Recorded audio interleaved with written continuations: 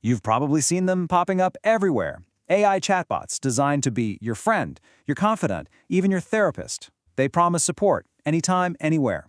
But what happens when these digital companions are put to the test by the very professionals they're meant to help? Well, that's what we're going to dig into. I mean, the promise is huge, right? The idea that you could have an empathetic, non-judgmental ear available 24/7, right in your pocket. It sounds like a game changer for making mental health support more accessible for everyone. But that's the sales pitch. How well do they actually work when the stakes are high? Are they even safe? To find out, a team of mental health professionals decided to put these AI buddies under a microscope. Okay, so let's get into the study itself. How do these experts actually go about testing these AI tools? This wasn't just some casual chat. It was a really structured professional analysis to see how these bots hold up in real-world situations. So this wasn't just one person's opinion. The research brought together a whole team, 8 different experts. And we're talking a wide range of fields here: psychology, psychotherapy, social care, even crisis volunteers. They were all tasked with digging into 2 of the biggest apps out there, Wysa and Replica. And the way they did it was actually pretty straightforward but really smart. The experts basically used the chatbots like a real user would, but with their professional hats on. Afterwards, all their feedback was collected, and they were even asked to rate how much they trusted the AI. So, what did they find? Well, to put it lightly, the results were pretty alarming. They raised some serious red flags about where these tools are at right now. And look, this isn't just some small critique. The study uses really strong language. They talk about emphatic initial impressions that the chatbots could actually produce harm for users. That's a huge deal, and it goes way beyond just saying the bots aren't very effective. So what kind of harm are we even talking about here? Well, the experts pointed to a few big things. The advice felt super generic, not personalized at all. They worried that users could become way too dependent on the AI, and this is the really scary part, the bots were slow to pick up on crisis language and often gave totally inappropriate responses in critical moments. Let me give you a concrete example from the study.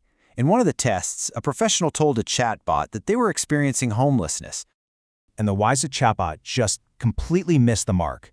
It really failed to understand how serious the situation was, even when the expert tried to explain it over and over.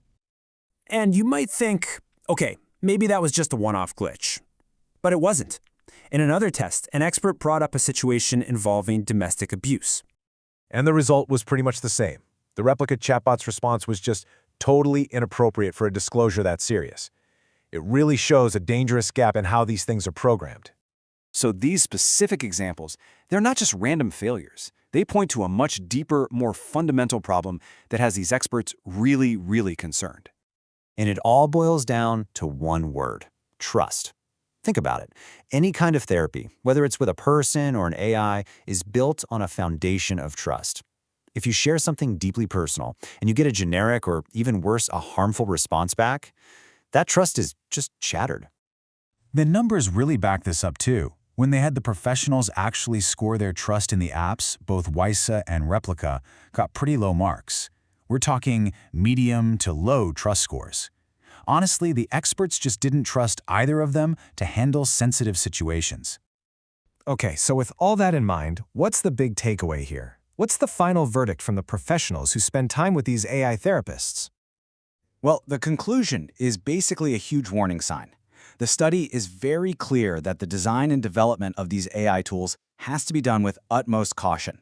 The potential to do real harm is just too high to just brush it off.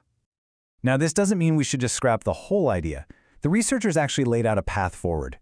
We need to be constantly, critically assessing these tools. The AI models need nonstop refinement, focusing on these tricky real-world scenarios. And most importantly, user safety has to come first, way before the rush to just get the tech out the door.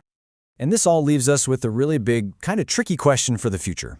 As this AI gets better and better at seeming human, and as it gets woven into our lives, who's actually responsible when it fails the very people it's supposed to be helping?